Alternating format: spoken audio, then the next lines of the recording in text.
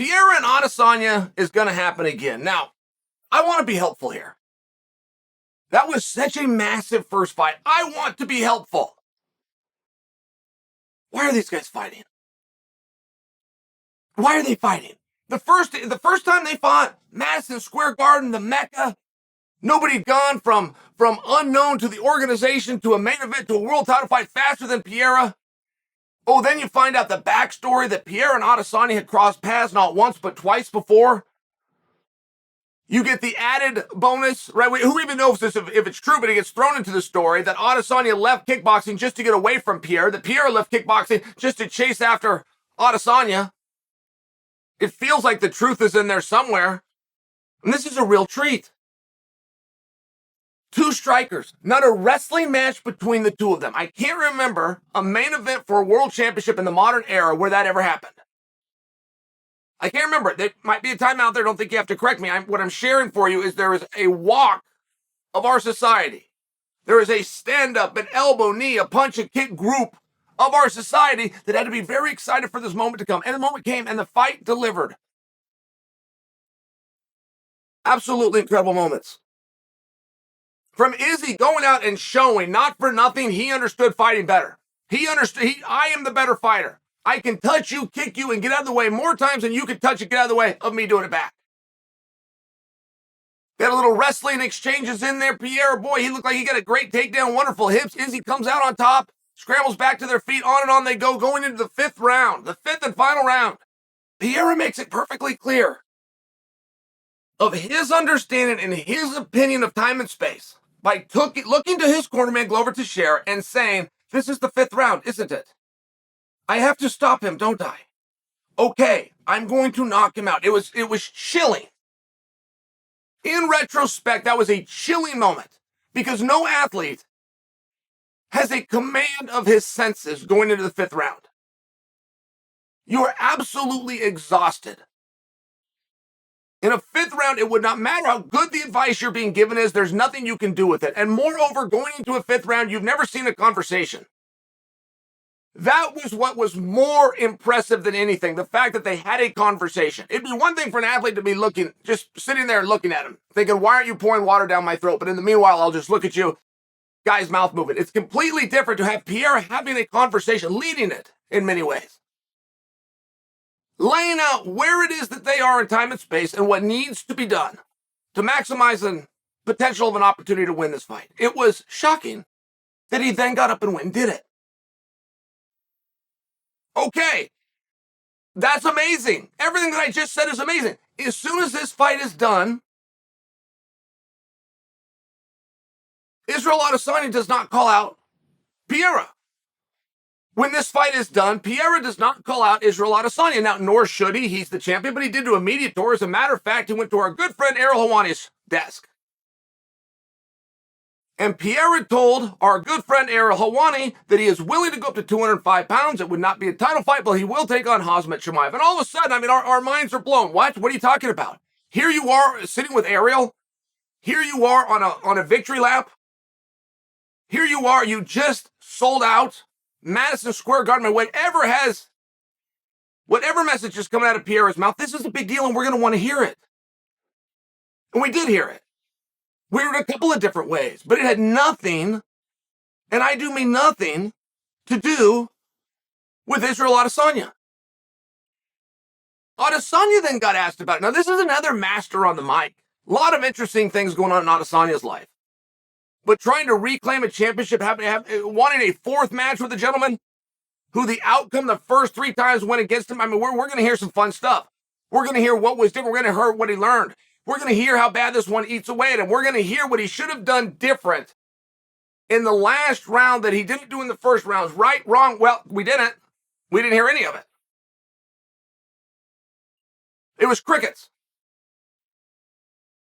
It became so quiet and there were such crickets between Pereira and Adesanya that we, the community, we finally elected ourselves the mayor of Get the Hintville and started to move these guys in different directions. All of a sudden, going up to 205 and Chimaev, it's a little weird, but I guess we could look at something like that. Okay, getting Adesanya, moving him over here. Okay, we don't know if Paulo Costa's going to re-sign, but we got Robert Whittaker. That'd be a good guy for 185. We started to go in different directions, keeping these guys apart because they weren't finding their way to each other. One day we wake up and it's announced they're going to do it again. Okay, lots of things are done that way.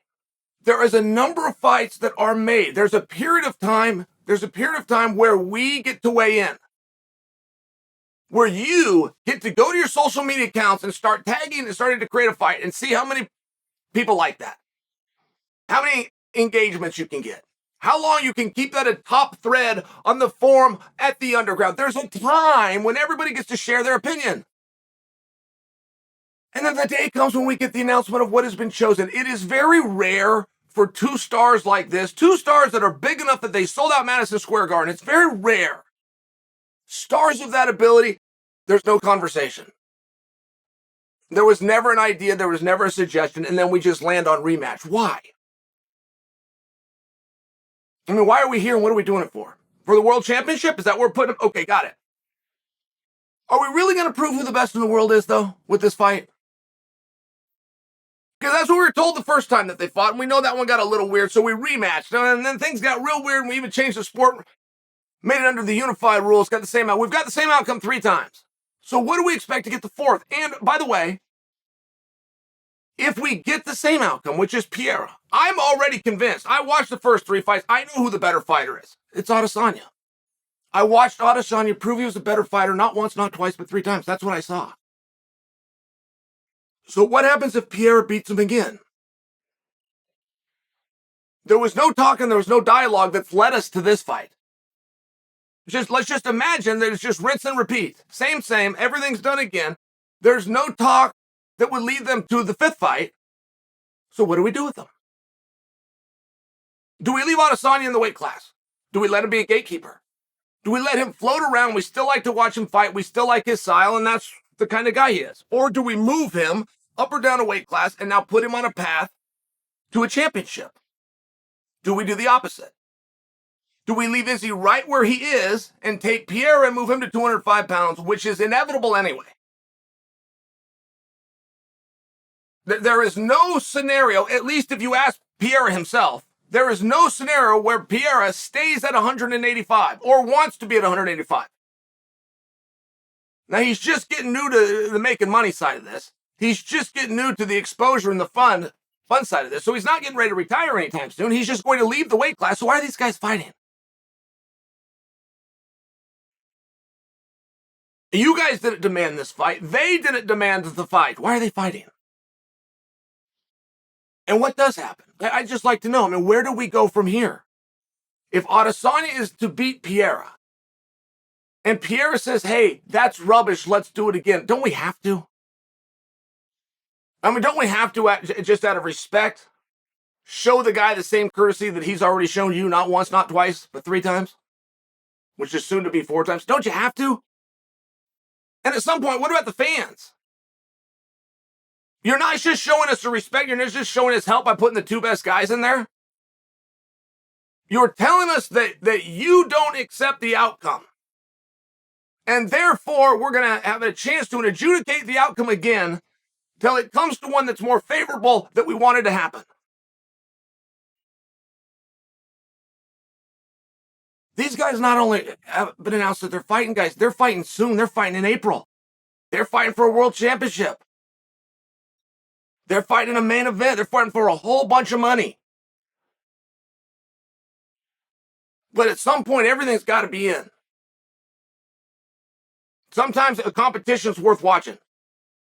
Sometimes a sport that you love and it's Saturday night. Sometimes. But when every time that happens and the outcome that surprises you happens, and so you just try to whitewash it and redo it, what are we all here for? At some point, the guys got to burn their boats. They got to push all the chips in. They got to say, this is the final time, like it or not. New weight class, new era, new rules. This right here for everything. Or what's the point?